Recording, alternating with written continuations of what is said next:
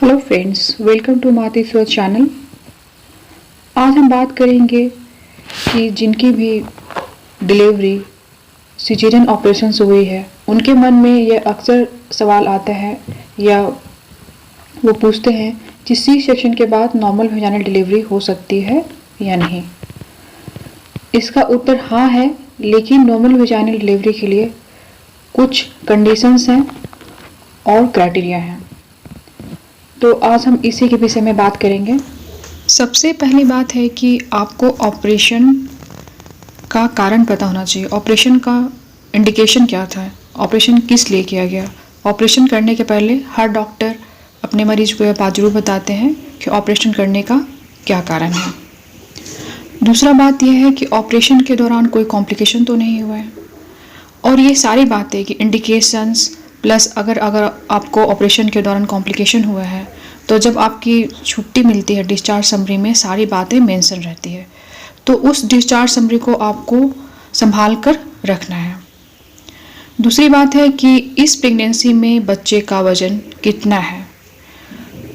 तीसरी बात है कि इस प्रेगनेंसी में कोई आपको हाई रिस्क तो नहीं है, और दूसरे बेबी में कितना गैप होना चाहिए। इस प्रेगनेंसी में स्कार थिकनेस अल्ट्रासाउंड में कितना आ रहा है। तो इन्हीं बातों को मैं डिस्कस करूंगी वन बाय वन। अगर आपका ऑपरेशन का कारण बच्चे का फीटल डिस्ट्रेस था, फीटल डिस्ट्रेस किस वजह से होती है, अगर बच्चे ने पेट में लैटिंग कर दी है या बच्चा आपका पहला बच्चा उल्टा था, तो इस केस में अगर दोबारा आप प्रेग्नेंट होते हैं तो आपको नॉर्मल वेजाइनल डिलीवरी लिया जा सकता है।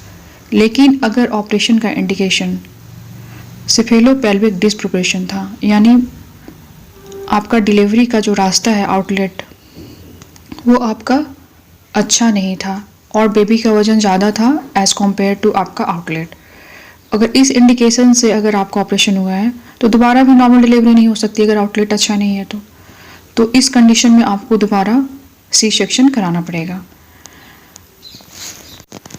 जैसा कि मैंने बताया कि डिस्चार्ज समरी में ये बातें लिखी होती हैं कि ऑपरेशन का इंडिकेशन क्या था या ऑपरेशन के दौरान कोई कॉम्प्लिकेशन तो नहीं हुआ है, और डिस्चार्ज समरी में अगर ये मेंशन्ड है कि जो बच्चादानी है उस पर इन्वर्टेड टी शेपेड इंसेशन दिया गया था, तो दोबारा बिल्कुल भी नॉर्मल वेजाइनल डिलीवरी की ट्राई नहीं लिया जा सकता है, आपको ऑपरेशन ही कराना पड़ेगा। अब बात कर लेते हैं कि इस प्रेगनेंसी में कोई अगर आपको हाई रिस्क तो नहीं है। अगर करंट प्रेगनेंसी में आपका डायबिटिक है, आप हाइपरटेंसिव हो, बीपी की दवाई लेते हो, आपका बच्चे का पानी बहुत कम है एमनियोटिक फ्लूइड, या आपको बच्चे का कोरम नीचे है, प्लासेंटा प्रीविया है, तो ऑब्वियसली आप नॉर्मल वेजाइनल डिलीवरी के लिए बिल्कुल भी ट्राई नहीं ले सकते हैं। और दूसरे बेबी की गैप के बारे में बात कर रही थी, तो कम से कम 18 मंथ्स का गैप होना चाहिए दूसरे बेबी में, और आइडियली तो बोला जाता है 3 इयर्स का गैप होना चाहिए। और इस प्रेगनेंसी में अल्ट्रासाउंड में स्कार थिकनेस कितना आ रहा है इस पे डिपेंड करता है। अब बात कर लेते हैं कि trial of labour previous C section में लिया जाता है कि नहीं। तो ये सारी चीज़ें इस बात पर डिपेंड करती हैं कि आपका पेल्विस जो है इस फीटस के लिए एडवोकेट है कि नहीं। जैसा कि मैंने बताया कि आउटलेट अच्छा होना चाहिए, और आपका एक ही ऑपरेशन पहले हुआ हो। अगर 2 ऑपरेशन हुए तो आपको कहीं भी वेजाइनल डिलीवरी का ट्रायल नहीं लिया जा सकता है। जहाँ भी आपका ट्रायल लिया जा रहा है वहाँ पे 24 आवर्स एनेस्थेटिस्ट यानी बेहोशी के डॉक्टर मौजूद होने चाहिए, ब्लड ट्रांसफ्यूजन की सुविधा होना चाहिए, ऑपरेशन थिएटर रेडी होना चाहिए with in the 30 minutes of decision. तो आपको अगर नॉर्मल वेजाइनल डिलीवरी के लिए ट्रायल लेना है तो आपको अपने ऑब्स्टेट्रिशियन जहाँ भी आप ANC करा रहे हैं उनके टच में रहें और उनसे डिस्कस कर सकते हैं।